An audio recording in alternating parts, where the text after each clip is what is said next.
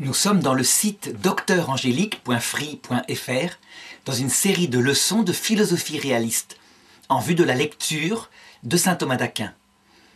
Et je voudrais aborder dans cette leçon qui concerne la sagesse, le tout début de la sagesse, à savoir la première question qui se pose et qui peut seule rendre philosophique cette sagesse.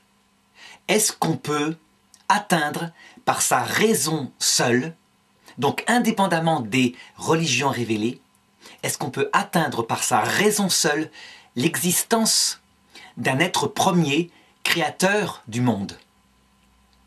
Alors je rappelle la démarche, je suis bien en philosophie. S'il est légitime de se poser la question de l'existence d'un être premier que les traditions religieuses appellent Dieu, on peut dire que ça rentrera véritablement en philosophie si, personnellement, par son intelligence, on fait une démarche rationnelle qui aboutit à découvrir son existence. Tant que la démarche est une démarche affective, donc liée à une tradition religieuse qu'on partage depuis son enfance, eh bien, on peut dire qu'on n'est pas en philosophie et que pour le philosophe, le fait de dire « je crois en Dieu », ce n'est pas une démarche philosophique, c'est une démarche d'opinion affective. Par méthodologie, la philosophie ne croit que qu'en ce qu'elle voit ou en ce qu'elle a démontré, par une démarche rationnelle. Ça veut dire qu'elle s'appuie sur les forces naturelles de l'intelligence et elle exclut, pour raison de méthodologie, tout en étant ouvert à cela en tant que le philosophe est un homme, mais par méthodologie, elle exclut la démarche de foi. Et alors justement, je voudrais commencer par une petite remarque concernant la foi. Parce que ces leçons sont donc faites pour l'étude d'un philosophe, d'un théologien catholique. Eh bien, dans la foi catholique, c'est une petite remarque qui est en dehors de ce cours de philosophie, mais il faut le remarquer. Dans la foi catholique, il a toujours été affirmé par l'Église catholique qu'il était possible à l'intelligence humaine seule, donc par son propre raisonnement, d'atteindre l'existence de Dieu. Pourtant, lorsqu'on lit le credo de l'Église catholique, il commence ainsi « Je crois en Dieu ». Eh bien, l'Église catholique a toujours affirmé que ce premier membre du premier article du credo, ce n'est pas véritablement un article de foi, c'est plutôt un préambule de la foi. Cela veut dire que, parce que l'existence de Dieu, parce que le raisonnement qui permet d'aboutir à l'existence de Dieu n'est pas si évident que cela, eh bien, par miséricorde, l'Église le donne à croire à la confiance des fidèles. Mais en réalité, l'appel qu'elle fait aux fidèles, c'est qu'ils ne disent plus « je crois en Dieu », mais qu'ils disent « je sais que Dieu existe, parce que je le découvre par ma propre intelligence, et je crois en Dieu qui est Père, Tout-Puissant, etc. » On appelle donc cela un préambule de la foi, parce que, en réalité, c'est une donnée de la philosophie, mais qui est tellement fondamentale que la foi le donne pour ceux qui n'ont pas fait la démarche. On peut dire que des préambules de la foi, il y en a plusieurs. Il y en a deux principaux. Donc l'existence de Dieu et sa découverte par le philosophe en tant qu'il est l'être premier, créateur. Et deuxièmement, la question de la survie de l'âme après la mort. Et bien de la même façon, l'Église a toujours affirmé que par sa raison seule, à travers un raisonnement philosophique, l'homme pouvait découvrir que l'esprit, l'âme spirituelle, survit à la mort du corps. Et pourtant, cela fait partie d'un article de foi. Alors, cette chose-là, le fait que l'intelligence humaine peut découvrir toute seule l'être premier, elle est affirmée dans saint Paul, qui le dit à travers un petit passage dans une épître. L'existence de Dieu est rendue manifeste par l'observation de ses œuvres, à savoir la création. Ça veut dire que saint Paul, dans une épître, manifeste que l'on peut découvrir l'existence de Dieu par un raisonnement en partant de l'effet et en remontant à la cause nécessaire, à savoir Dieu. C'est une sorte de raisonnement inductif. On voit un effet, et donc forcément, parce que l'effet a une cause qui lui est adaptée, on induit l'existence d'un être premier qui seul peut créer cet effet. Dans le Concile Vatican I, un concile qui a duré peu de temps, qui s'est terminé en 1870 avec la guerre entre les Français et les Prussiens, eh bien l'Église a dogmatisé cette chose-là, à savoir qu'elle affirme, à travers un document qui est dogmatique, que l'intelligence humaine peut découvrir tout seul l'existence de Dieu. Et donc l'Église catholique n'est pas fidéiste. Fidéisme, c'est quoi? C'est une forme, on peut dire, d'hérésie qui consiste à dire que seule la foi, la confiance affectueuse peut découvrir l'existence de Dieu. C'est une démarche qu'on trouve beaucoup chez les protestants, parce que les protestants, dans leur vision de la foi, disent que l'intelligence humaine a été entièrement détruite dans sa capacité de trouver la vérité par le péché originel, et que donc elle n'est plus capable de remonter à l'existence de Dieu. Alors, ce préambule théologique étant terminé, maintenant, je peux retourner en philosophie. Et donc, je peux entrer véritablement dans la démarche en question. Alors, je veux avertir les auditeurs, à savoir que les voies d'accès à Dieu que je vais présenter dans cette leçon-là sont celles qui traditionnellement ont été enseignées dans l'Église, et en particulier par quelqu'un comme saint Anselme, mais aussi par saint Thomas d'Aquin. Je veux avertir que le maître, ce n'est pas ce que je vais dire, ce n'est pas ce que vont dire saint Anselme et saint Thomas d'Aquin. Le maître, c'est chacun d'entre nous. Ça veut dire que si l'une des voies d'accès à Dieu n'aboutit pas, qu'on ne la comprend pas, alors il faut le reconnaître, c'est que pour soi, elle ne marche pas. On peut continuer à chercher toute sa vie, mais on peut dire simplement que Dieu, son existence, est entré pour nous dans une démarche philosophique si véritablement, pas par conviction affective, mais véritablement par obligation de notre intelligence, par un raisonnement, on a abouti à cette existence. Et donc, je vais parler en toute liberté, et à savoir que certaines des voies que je vais présenter, des voies d'accès à l'existence de Dieu, en tout cas pour moi, elles n'aboutissent à rien. Je crois qu'elles ne marchent pas, qu'elles ne fonctionnent pas. Et donc je le dirai très simplement. C'est une démarche d'honnêteté. Maintenant, il se peut que certains qui écoutent disent que pour eux, elles fonctionnent. Eh bien, tant mieux. Le maître, c'est le réel, c'est ce raisonnement-là. Et chacun est face à ce raisonnement-là qui éclaire l'intelligence ou qui ne l'éclaire pas. L'essentiel étant que c'est une démarche individuelle. Alors je montrerai, évidemment, que certaines des voies d'accès à Dieu fonctionnent véritablement très bien. Et donc, je pense que, du moins j'essaierai de montrer de quelle manière, véritablement, on aboutit à l'existence de Dieu. Alors, ceci étant posé, il me reste à entrer dans le vif du sujet. Eh bien, je dirais que, par rapport aux voies d'accès à Dieu, il y en a toute une série qui ont été établies. Certaines voies sont affectives. Elles consistent à dire, on constate que le cœur humain est attiré par quelque chose de plus grand que soi, de sacré, et donc forcément il existe. Donc il faut être honnête en philosophie. Ça ne prouve rien. Le cœur humain peut très bien, disait Feuerbach, un philosophe du XIXe siècle, être attiré par une chimère, parce qu'en réalité, son orientation due à l'évolution, c'est mal faite. Donc si je peux donner un exemple, dans toutes les civilisations du monde, on parle des dragons. Il y a des dragons en Chine, il y a des dragons dans les peuples hébreux, il y a des dragons jusqu'en Amérique du Sud. Et bien pourtant, les hommes n'ont pas connu de dragons sur Terre. Les dragons, si ce sont les dinosaures, ils ont disparu 65 millions d'années avant les hommes. Et pourtant, dans toutes les mythologies du monde, il y a cette référence à cette bête énorme, ce reptile qui peut voler, qui peut cracher du feu. Et donc cela montre bien qu'on peut très bien universellement avoir une sorte d'archétype dans son esprit qui ne réfère à aucune chose véritablement existante. Donc je dirais que cette première voie que j'ai indiquée là, une voie affective, est simplement un signe qu'il est possible qu'il existe un être premier parce que le cœur humain semble aspirer à quelque chose qui est plus grand que lui, qui est éternel, qui est tout-puissant, qu'il verra face à face, qui comblera son besoin d'amour, son besoin de lumière, son besoin de puissance. Elle est un signe, elle n'est pas une preuve.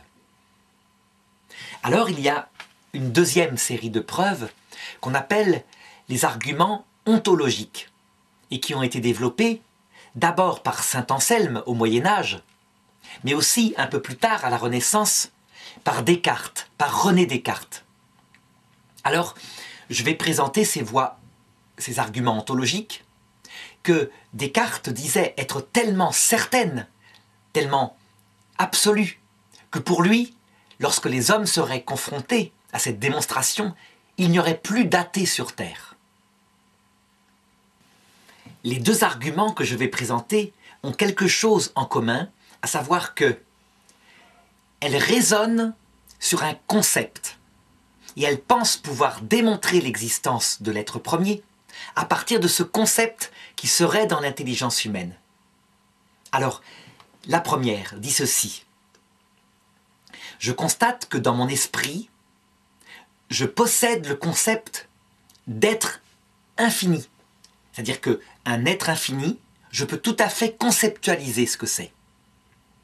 Or, ajoute Descartes, je constate que mon esprit, il est limité.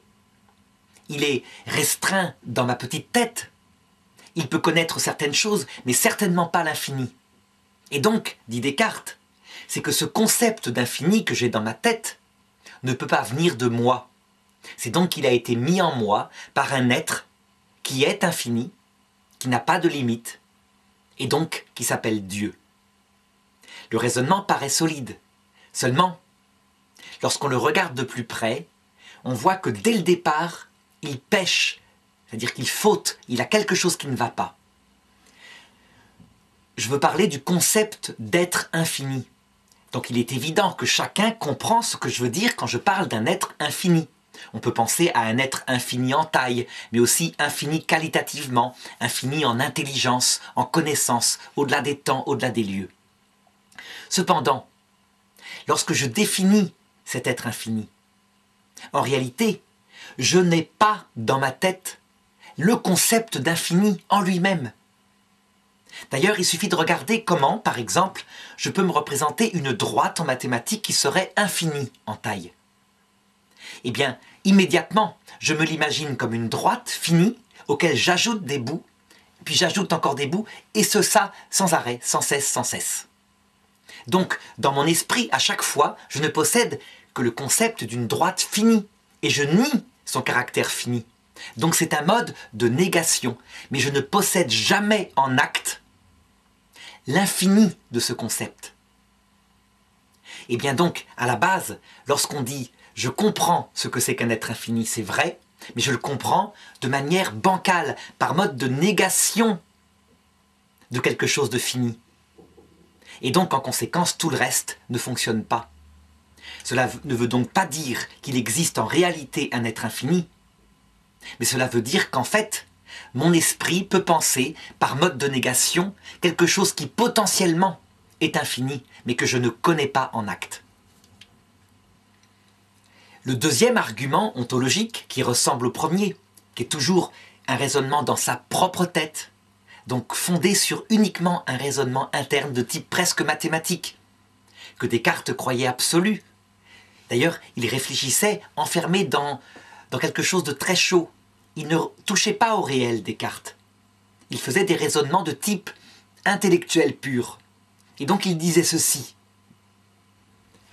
Je peux penser, toujours dans mon esprit, un être qui aurait toutes les qualités qu'on puisse imaginer, sans exception.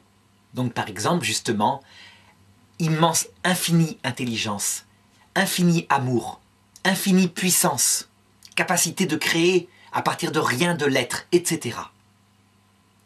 Or, dit Descartes, parmi ces qualités que je peux attribuer à cet être, il y en a une qui s'appelle l'existence. Si cet être n'a pas l'existence, alors il n'a pas toutes les qualités que je viens d'indiquer. Or, je suis en train d'imaginer l'être qui a toutes les qualités que je puisse imaginer dans leur perfection. Eh bien, il y en a une qui s'appelle l'existence. Et donc, conclut Descartes, c'est que Dieu existe. Eh bien, son raisonnement, qui devait aboutir à faire disparaître l'athéisme, en réalité, encore une fois, il ne fonctionne pas, pour une raison très simple. C'est que l'existence n'est pas une qualité. L'existence, c'est beaucoup plus radical. C'est ce qui permet de passer du non-être à l'être. C'est le fondement même de toute la réalité qui nous entoure. Pour qu'il y ait des qualités, comme par exemple l'intelligence, la volonté, la puissance que je viens d'indiquer, il faut obligatoirement à la base quelque chose de radical qui n'est pas une qualité, mais qui est justement le fait d'être. Et donc, en réalité, Descartes, en tournant dans ce raisonnement, pose effectivement un raisonnement logique en mathématiques, mais qui ne rejoint pas le réel, parce que l'existence ne peut pas être attribuée comme toutes les autres qualités. Et donc on le voit encore une fois, ces raisonnements, ces arguments ontologiques développés par ces philosophes, je crois, il faut être honnête, n'aboutissent pas à Dieu. Et je pense qu'un raisonnement comme ça, fondé uniquement sur quelque chose qui tourne dans sa tête, quelque chose de logique, ne peut jamais aboutir à Dieu. Alors, il y a une deuxième série, je dirais, de démonstrations, en quelque sorte, de l'existence de l'être premier. Ce sont celles qui partent de l'observation du monde. Donc d'un monde réel qu'on constate devant soi, et celles qui se demandent à chaque fois si ce monde peut être produit par le néant, par rien, ou si on est obligé de poser une cause qui soit adaptée à cet effet particulier qu'est le monde tel qu'il est. Une cause qui donc soit par exemple intelligente, qui par exemple n'ait jamais commencé d'exister. Sinon, au commencement de tout, il y a le néant. Et le néant, il faudra se demander s'il peut produire un être. Donc cet argument-là, il est développé principalement par saint Thomas d'Aquin dans sa Somme théologique, et il le divise en 5 voies d'accès à l'être premier que je vais développer. La première de ces voies, il la tire d'Aristote, mais il en a développé beaucoup d'autres. Alors cependant, lorsqu'on lit la façon dont il développe cet argument, ces formes d'induction, on constate que saint Thomas d'Aquin le fait très rapidement. Chacune de ces voies ne fait pas plus de 10 lignes. Elles sont très abstraites. Et donc, pour essayer de les éclairer, en tout cas celles qui pour moi me paraissent aboutir à quelque chose, je vais les illustrer à travers quelques exemples concrets tirés de ce qu'on connaît depuis saint Thomas d'Aquin, donc de la science moderne par exemple, de la cosmologie, en tout cas de la connaissance de l'origine de l'univers. Mais je le ferai principalement dans les leçons qui suivront, en développant 5 arguments qui sont tirés d'une des voies de saint Thomas d'Aquin, la voie de la causalité. Alors saint Thomas d'Aquin, comme philosophe, donc là il se pose en philosophe, il n'est pas théologien catholique, développe cela au tout début de sa Somme de théologique, dans la première partie, question 2, article 3. Et donc je vais développer les voies une par une. Pour saint Thomas d'Aquin, la première des voies lui paraît la plus évidente. Mais je dirais qu'à l'heure actuelle, peut-être qu'en réalité, elle se révèle être la moins évidente. C'est aussi la voie qu'avait développée Aristote dans ses écrits. Et elle part de l'étude du mouvement. Il parle bien du mouvement local des corps, principalement. Et il constate ceci. Tout ce qui se meut dans le monde, tout ce qui bouge, est forcément mis en mouvement par un autre. Et c'est une chose que la science moderne confirme. Si un corps est immobile, eh bien, il restera à jamais immobile, sauf si une force quelconque, par exemple une gravitation venant d'une lointaine planète, vient le mettre en mouvement. Si aucune force n'agit sur ce corps et qu'il est posé là, eh bien, il restera immobile perpétuellement. De même, si un corps est lancé en mouvement dans l'espace, et si aucune force ne vient arrêter son mouvement, ne vient influencer ce mouvement, eh bien il continuera en ligne droite, éternellement, on peut dire, jusqu'à en tout cas l'usure de ce corps, ce que la science montre, puisque tous les corps se dégradent, il continuera en ligne droite avec son énergie, toujours semblable à elle-même.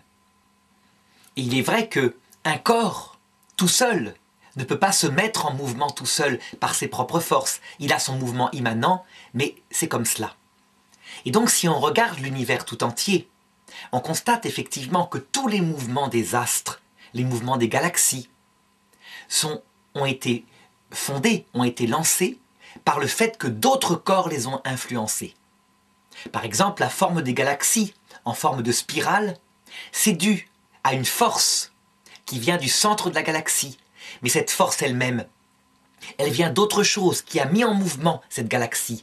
Et on remonte comme cela, petit à petit, à ce qu'on appellera, dans une science moderne que Aristote ne connaissait pas, le Big Bang. Ce que devinait Aristote à son époque, c'est que ce fait qu'un corps est mis en mouvement par un autre, etc., on ne peut remonter à l'infini dans l'ordre des corps qui mettent en mouvement d'autres corps. Il faut bien qu'il y ait un premier. Il est vrai que cette problématique, elle est très contemporaine. Il y a à peine 20 ans, certains scientifiques imaginaient le monde un peu comme un cœur qui bat. Ça veut dire que sur des cycles, mettons, de 100 milliards d'années, il y a Big Bang, puis la gravitation agissant, la matière est attirée de nouveau vers l'arrière, elle se concentre de nouveau, et une fois concentrée, il y a de nouveau Big Bang, etc., de manière cyclique. On s'est rendu compte qu'en fait, cette chose-là ne pouvait pas marcher, parce que la matière ne revient pas en arrière tout entière. La lumière qui est émise, par exemple, elle est perdue. Elle ne peut pas être attirée par la gravitation et elle se disperse à l'infini. On sait que l'univers est en expansion et même en accélération.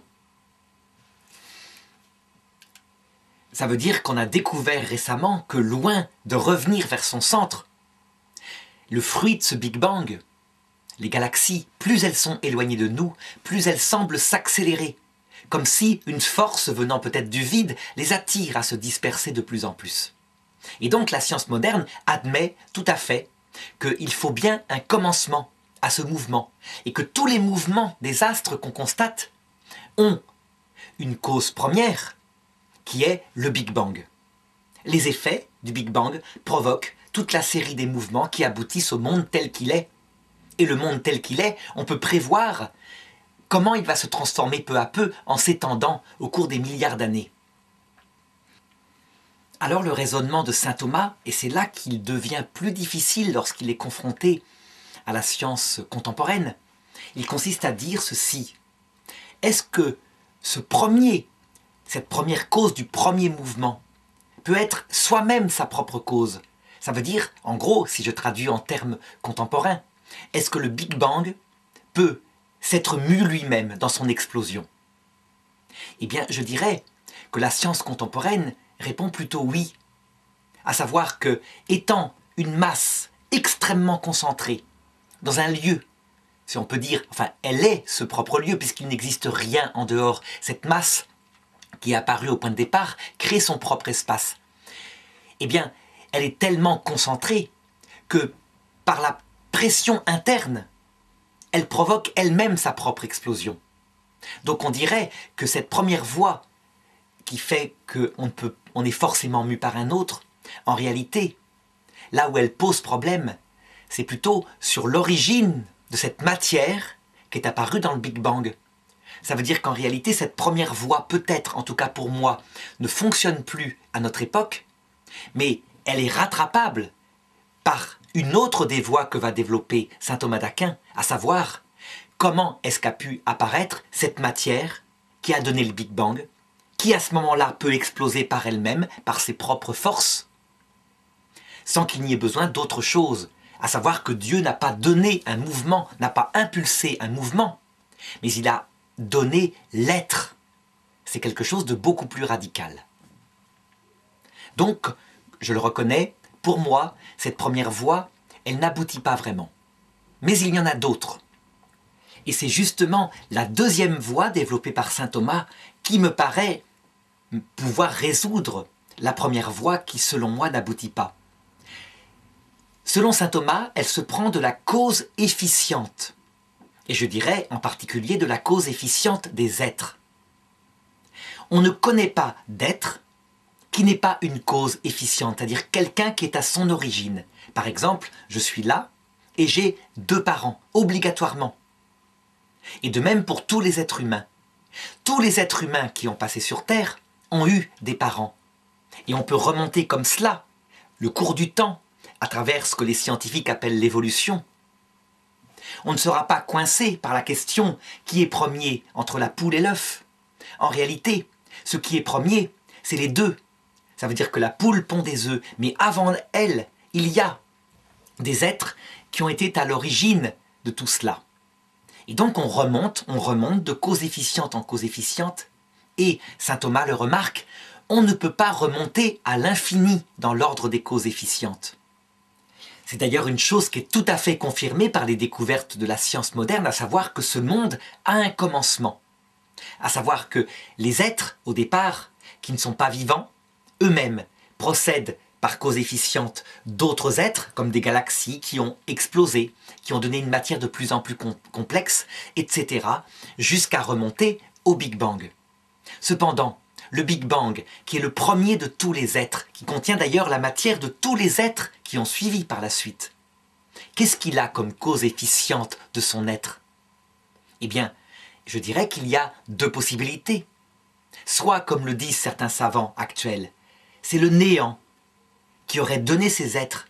Mais dire que le néant est source de l'existence et cause efficiente de l'existence de ce premier être qui est le Big Bang, ça consiste à dire qu'il n'a pas de cause. Parce que le néant, c'est juste un concept dans notre esprit qui signifie qu'il n'y avait rien. Alors évidemment, pour contourner l'obstacle, certains scientifiques disent « Mais non, le vivant spontanément crée des particules ». En réalité, c'est quelque chose qui est un glissement sémantique, parce qu'il ne parle plus du néant à ce moment-là, mais il parle de ce qu'on appelle le vide quantique, qui est tout sauf le néant, qui est plein d'énergie. Le vide quantique, c'est l'absence de particules. Eh bien, des particules, il n'y en a peut-être pas, mais il est plein d'énergie, de lumière qui le traverse, d'ondes diverses. Or, au tout début de l'univers, il n'y a rien de cela.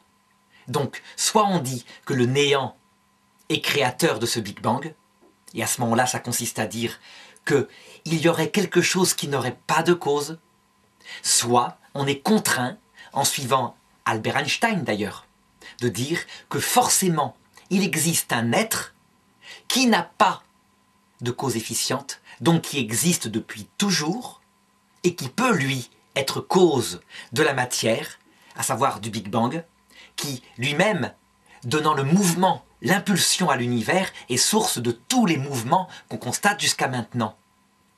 Et là, pour le coup, je dirais que cette deuxième voie de saint Thomas d'Aquin, il me paraît évident qu'elle aboutit. Et donc je la développerai un peu plus tard, plus en détail, dans une autre leçon. On peut dire qu'elle aboutit à l'existence d'un être premier, cause efficiente de tout ce qu'on constate qui est devant nous, à savoir l'univers qui lui est limité, qui ne peut pas être sa propre cause. Et donc cet être premier, il a comme propriété, obligatoirement, l'éternité. Il ne peut pas avoir commencé d'exister. Sinon, qu'est-ce qu'il l'aurait créé? Eh bien, un autre être premier. Mais ça devient ridicule. Le néant. Le néant aurait sans doute encore plus de facilité à créer le Big Bang que de créer un être premier capable de créer le Big Bang. En fait, en posant le néant comme cause de tous les êtres, on ne fait que s'asseoir sur quelque chose qui s'appelle le principe de causalité, à savoir que tout effet concret a forcément une cause. Dire que c'est le néant, c'est jouer avec un concept en croyant que c'est une cause, alors qu'en réalité, c'est le concept de l'absence de cause. Cette deuxième voie, on peut le dire, est sans doute la plus évidente à l'heure actuelle, la plus solide, la plus développée par ceux qui ont découvert, dans notre époque contemporaine, l'existence de l'être premier. Parce que de fait, comme le disait saint Paul, l'effet, à savoir le monde, permet d'inférer la cause qui est en rapport, une cause intelligente, puisque le monde est intelligent, une cause qui existe depuis toujours, puisque le monde existe, mais depuis un certain temps, une cause qui est sage, puisque le monde est ordonné, plein de sagesse, etc. La troisième voie d'accès à l'être premier de saint Thomas ressemble un petit peu à la deuxième voie. Elle consiste à dire ceci. on constate qu'il y a parmi nous des êtres qui n'ont pas toujours existé et qui auraient pu très bien ne pas exister. Par exemple, je suis là, mais c'est une chance. On ne prend pas assez conscience du fait que nous sommes là et que c'est vraiment notre conscience à nous individuellement qui est là. Si le spermatozoïde numéro 3 748 était arrivé le premier, ce ne serait pas nous, ce ne serait pas notre propre conscience, dont notre existence elle-même n'est pas nécessaire et elle est presque quasi miraculeuse. Il faut admirer cela au point de vue métaphysique. Or, si nous ne sommes pas nécessaires et si nous avions pu tous ne pas exister, cela infère qu'à un moment donné, de fait, nous n'avons pas existé. Parce que ce qui n'est pas nécessaire à un moment donné n'existe pas de fait. Et donc, cela infère que l'univers entier, tel qu'il est, avec ses galaxies, ses étoiles, etc., qui auraient pu ne pas exister, eh bien forcément, à un moment donné, il n'a pas existé. Et le raisonnement de saint Thomas est confirmé, de fait, par la science contemporaine qui montre bien, à la différence de ce que croyait Aristote, que le monde n'est pas éternel. Le monde est contingent. Et d'ailleurs, il y a en lui une loi de dégradation qui fait que ce monde-là, il se dégrade complètement et qu'il terminera dans une dispersion gigantesque, quasi infinie au fur et à mesure des milliards d'années. Or, dit saint Thomas, ce monde qui aurait pu ne pas exister, de fait, il existe, il est là devant nous. De plus, tous les êtres qu'on constate devant nous ont commencé d'exister, causés par un autre être. Et là, on retombe sur le principe de causalité efficiente dont on parlait tout à l'heure. Et donc, tout est contingent, tout n'aurait pu ne pas exister, et tout existe par un autre. Le problème, c'est qu'on ne peut pas remonter à l'infini dans l'ordre de ces causes de l'être. Mes parents ont des parents qui ont des parents, etc. Et à un moment donné, on tombe sur la cause première, le Big Bang, comme tout à l'heure. Ce Big Bang, il aurait pu ne pas exister, puisque c'est de la matière contingente. Et donc, forcément, on est contraint de poser un être, cause de son existence, qui lui est nécessaire, à savoir qui n'est pas lié à cette contingence, qui a nécessairement toujours existé, parce que son être même est d'être. Et c'est ce qu'on appelle l'être premier. On peut constater d'ailleurs que cette voie d'accès, cette troisième voie d'accès à l'être premier, développée par saint Thomas d'Aquin, rejoint profondément la vision de Moïse, cet homme de l'âge, je dirais, de bronze, ou un petit peu plus tard, qui voit lui apparaître un être qui se révèle avec un nom en disant « Mon nom est « Je suis ». Ce qui signifie pour le philosophe « Je suis nécessaire, je suis celui qui est obligatoirement, je suis l'être même ». Il est assez étonnant que, justement, à ces bergers qui s'appelait Moïse, cet être premier qui se révèle ait donné ce nom qui est celui qui est le premier découvert par l'intelligence humaine lorsqu'elle fait ce genre de raisonnement pour remonter à lui. Alors la quatrième voie d'accès à l'être premier chez saint Thomas d'Aquin, on peut dire qu'elle est un petit peu mélangée, un petit peu mitigée parce que dans sa première partie, elle reprend l'argument ontologique que j'avais décrit tout à l'heure comme n'aboutissant pas. Mais dans la deuxième partie, on peut dire qu'elle retombe sur ses pieds à travers de nouveau le principe de causalité qui lui donne du concret. Alors voilà comment saint Thomas d'Aquin la développe. Il dit que l'on constate dans les êtres qui nous entourent du plus ou moins qualitatif. Il y a des gens plus ou moins intelligents. Il y a des réalités plus ou moins chaudes. Et donc si l'on parle de plus ou de moins dans les choses, c'est donc qu'on a quelque part dans l'esprit le modèle suprême de quelque chose qui serait parfaitement cette qualité accomplie. Par exemple, le suprême du suprême de la chaleur, ce serait au tout début du Big Bang, cette température inouïe, en milliards et en milliards de degrés, tellement les choses sont concentrées. Le degré suprême de l'intelligence, c'est certainement pas Albert Einstein en physique, c'est quelque chose de plus grand qui connaîtrait l'univers dans ses moindres lois, simplement, et qui pourrait éclairer comment il fonctionne. Et donc, premier argument de saint Thomas, il dit, puisqu'on peut mesurer les degrés de perfection des êtres à travers quelque chose qui aurait la perfection suprême, C'est donc que quelqu'un existe qui a cette perfection suprême. Et je dirais que là, on retombe dans l'argument ontologique. Je peux imaginer un être infini, et donc, comme cet être infini, il a toutes les qualités que je puisse imaginer, donc il existe. Je dirais que pour moi, en tout cas, cet argument premier ne fonctionne pas. Mais saint Thomas d'Aquin continue, et il dit ceci. Et là, c'est beaucoup plus intéressant. Il dit que les qualités qu'on a dans sa propre intelligence, par exemple, eh bien, on les doit à un autre. Ainsi, pour devenir intelligent, non seulement on a reçu l'enseignement d'autres personnes qui étaient déjà intelligentes, mais aussi notre intelligence a été actuée par le monde lui-même qui est intelligent. Et on constate comme cela que c'est toujours pareil. Les choses et les qualités sont données, sont causées par d'autres qualités qui sont antécédentes.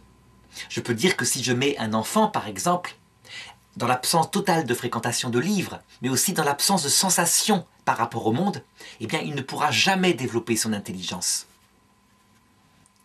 Et donc, puisque tous les êtres possèdent forcément leurs qualités par un autre être qui leur a communiqué, alors on peut remonter comme cela dans l'ordre des causalités et constater que l'univers entier, il possède des qualités, qui quelquefois d'ailleurs ont donné des sauts qualitatifs intenses, comme par exemple quand la vie est apparue pour la première fois sur la Terre, ou quand l'œil est apparu pour la première fois, ou quand l'intelligence est apparue pour la première fois. Donc, les réalités qui ont des qualités supérieures, qui n'ont pas été données par un être qui n'avait pas ces qualités-là. Par exemple, un chien ne peut pas communiquer la faculté intellectuelle à un homme. L'homme, d'où est-ce qu'il la tient, sa faculté intellectuelle? Forcément, d'une réalité qui la possède et qui est capable de la lui donner. De même, lorsque le premier vivant est apparu, ce premier vivant ne peut pas venir, son ordre intime, ses qualités structurelles, son ADN, ne peut pas venir d'un monde qui est organisé inférieurement, qui est le monde purement physique. Parce que le monde physique, lui, il s'organise sous forme de molécules très simples. Il n'a aucune propension à s'organiser sous forme de l'ADN, quelque chose d'aussi complexe. La science, évidemment, essaye de contourner l'obstacle actuellement, mais elle n'y arrive pas. C'est un saut qualitatif d'une autre dimension. Et donc, parce qu'il faut à tout effet qualitatif de ce genre une cause qui lui soit adaptée, eh bien, on est contraint de poser, à chaque fois, un être premier qui est cause de toutes les qualités. En tout cas, dans leur apparition première. Et c'est là que, dans les voies d'accès que je développerai un peu plus en m'inspirant de la science dans les leçons suivantes, je montrerai qu'en réalité, on repère dans le monde 5 grands sauts qualitatifs de ce genre. Il y a d'abord, évidemment, le passage du néant à l'être, au tout début. Donc le passage avec le Big Bang. Passer du néant à l'être, c'est un saut qualitatif monstrueux, qui implique évidemment une cause qualitative adaptée, un être capable de créer à partir de rien de l'être. Deuxième saut qualitatif, c'est quand cette matière première, quasiment instantanément, s'est trouvée confrontée à un ordre, à une organisation immanente de type mathématique avec des constantes extrêmement précises. Alors que d'autres constantes auraient pu se mettre en place, le fait qu'il y ait un ordre si mathématique, si intelligent dedans, implique de la même façon qu'un être capable de les penser et de les instiller à l'intérieur de cette matière existe. Troisième saut qualitatif, c'est quand il y a environ 4,5 milliards d'années est apparu le premier vivant. Un premier vivant qui sait dès le départ se nourrir, se reproduire et qui donc a forcément un logiciel de fonctionnement extrêmement complexe, de type informatique, si on peut appeler de l'informatique l'ADN de la vie. Eh bien, il faut poser, là aussi, un être supérieurement intelligent, capable de programmer cet ADN, de fabriquer cette qualité, puisque le monde non vivant ne peut pas le produire par lui-même. C'est un autre domaine d'organisation. De même que des cailloux, lorsqu'ils existent, ne peuvent pas tout seuls fabriquer une cathédrale. Et ce n'est pas parce qu'on constate qu'il y a partout des cailloux qu'on peut dire que les cathédrales se fabriquent toutes seules. Le quatrième saut, c'est ce qu'on pourrait appeler les macro-évolutions.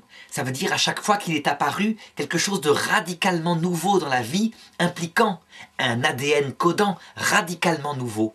Comme par exemple l'apparition de l'œil, cette faculté de voir, donc ordonnée à une finalité particulière, la vision, et qui implique dans l'ADN des vivants quelque chose de radicalement nouveau. Eh bien je dirais que là aussi, un animal qui ne voit pas ne peut pas tout seul produire cette faculté nouvelle, de même que nous, qui n'avons pas sur la tête la faculté avec une antenne de capter les ondes de la télévision.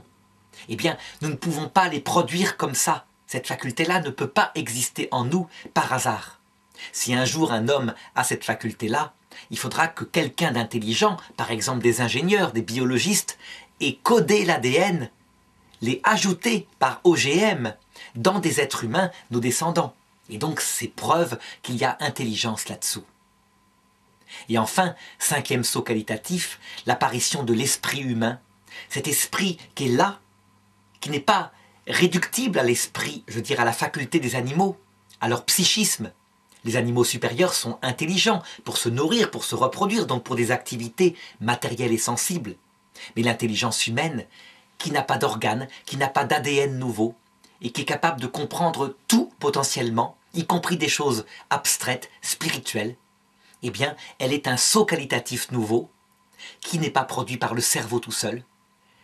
On peut le montrer par raisonnement, mais je ne le ferai pas ici, je le ferai dans une leçon particulière un peu plus tard.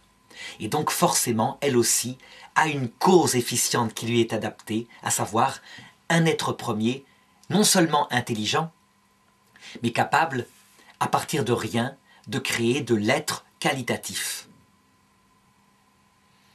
Alors enfin, il y a une cinquième voie d'accès à l'être premier, que le père Marie-Dominique Philippe, donc ce grand thomiste qui a été mon professeur, développait vraiment. C'était celle qui lui plaisait le plus, qui parlait le plus à son intelligence.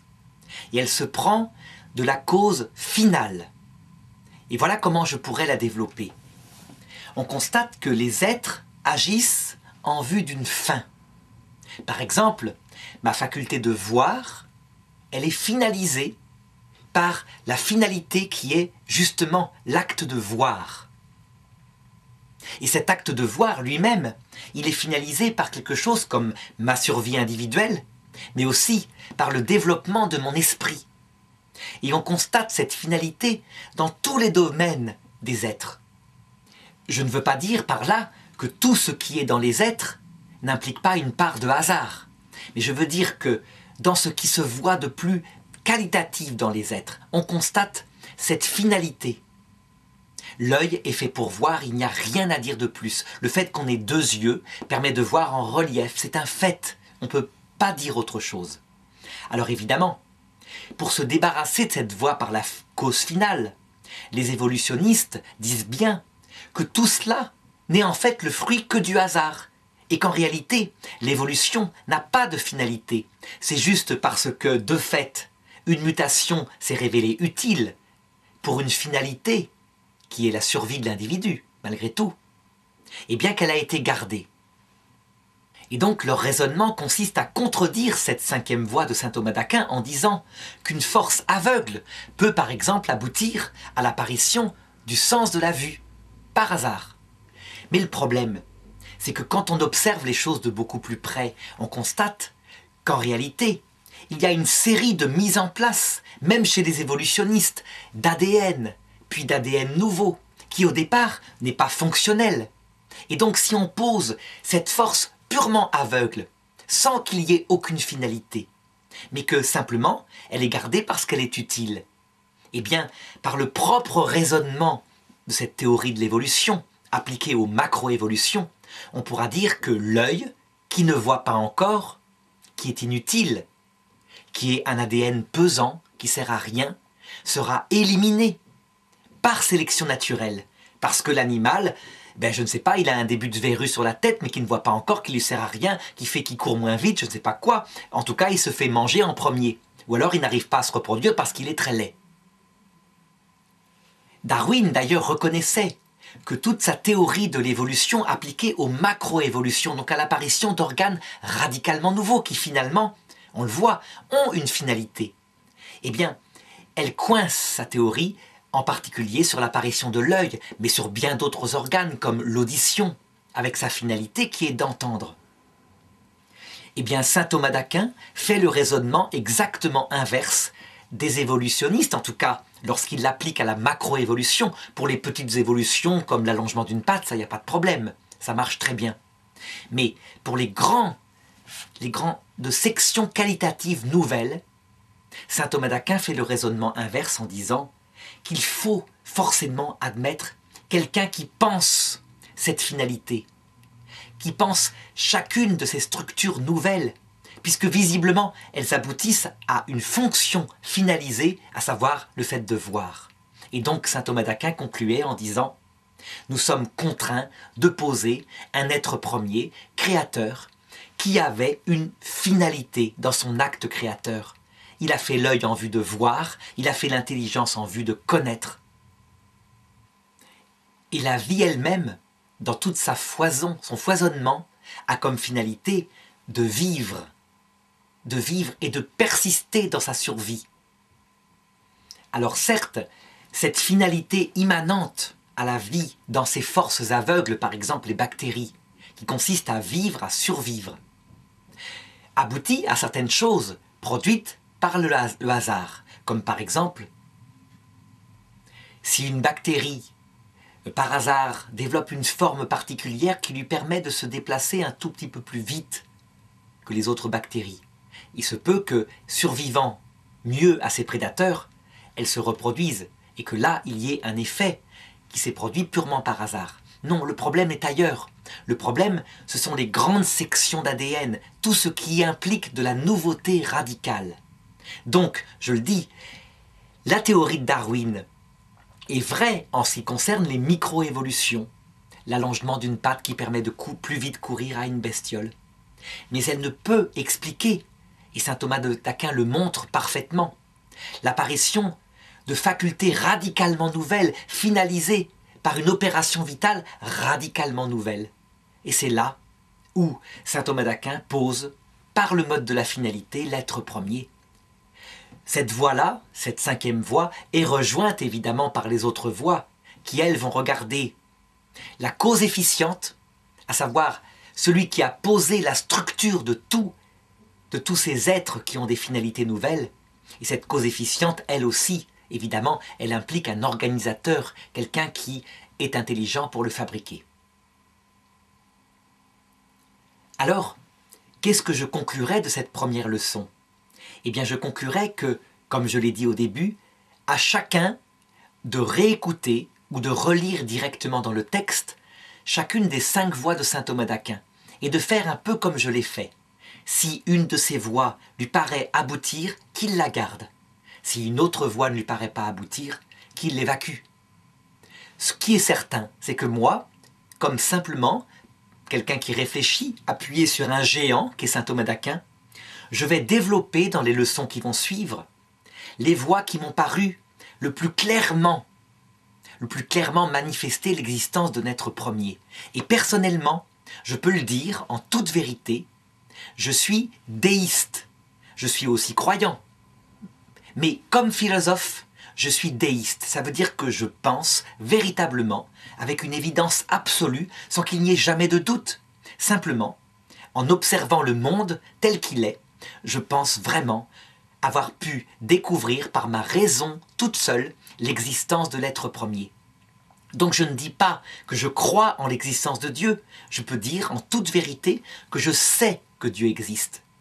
Cependant, parce que je suis honnête, parce que je le fais ici, je ne vais pas me contenter dans les leçons suivantes de répéter les 5 voies de saint Thomas d'Aquin, mais je vais présenter, comme le faisait le père Marie-Dominique Philippe, qui lui avait découvert un autre chemin vers l'existence de Dieu, principalement à travers la 5e voie, je vais présenter la manière dont j'aboutis moi-même. Et pour ma part, la voie qui m'a le plus parlé, parce que peut-être j'ai eu une formation scientifique dans ma jeunesse, c'est certainement la deuxième et la troisième voie de saint Thomas d'Aquin. Donc, je vais développer ça dans les autres leçons à travers la recherche suivante. Est-ce qu'on peut poser, en observant le monde, un être premier et un dessein intelligent à travers ce monde? La question du dessein intelligent, nous le verrons, n'est pas une question scientifique, c'est bien une question philosophique qui se pose à toute intelligence humaine qui réfléchit en considérant les apports immenses de la science moderne.